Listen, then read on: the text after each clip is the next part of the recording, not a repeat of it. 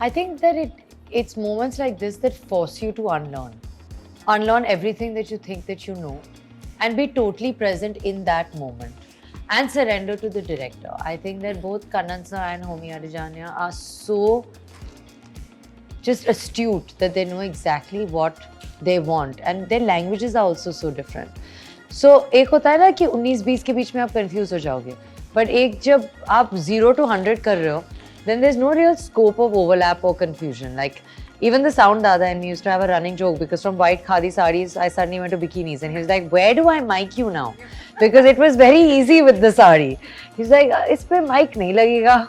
So you know, I think that there was no moment where I was like, which set am I on? It was very obvious which set I was on.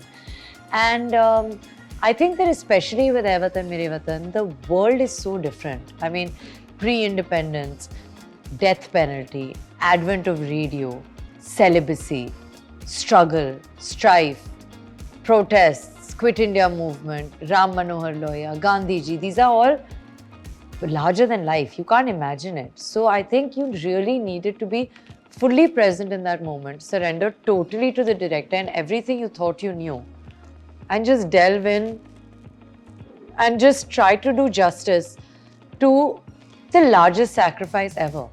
Not just Usha Mehta, but so many unsung freedom fighters and celebrated freedom fighters have given up their lives so that we can sit here and enjoy the privilege of being a democracy, being a free nation.